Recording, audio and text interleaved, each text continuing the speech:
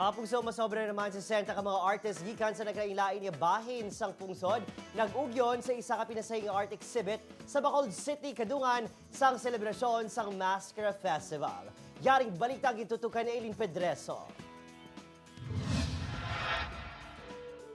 Nanarisari nga konsepto sang art pieces nga may madalom nga kahulugan kag inutihan nga ginhuman kag gin-assemble ang naka-display diri sa isa ka art gallery sa Barangay Mandalagan, Bacolod City.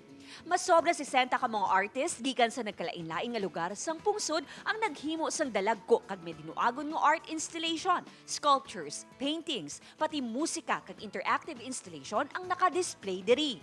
Elemento sang mahika ang tema sang nasambit nga exhibit sini nga tuig nga ginbuksan kadungan sa selebrasyon sang Mascara Festival. Tinutuyo sini nga mabuhi kag maapresyar ang taliambong paagi sa pinasahi nga konsepto nga makapulutan sang inspirasyon magluwas sa kalingawan.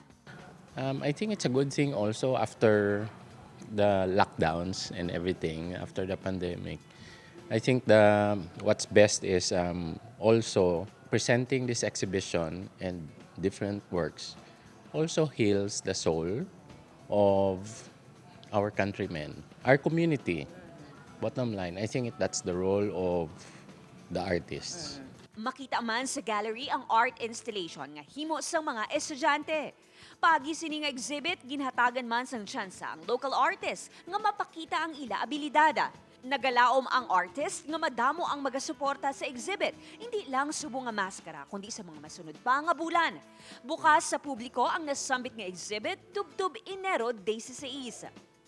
Upod kay Roel Bangoy, Eileen Pedreso, One Western Visayas.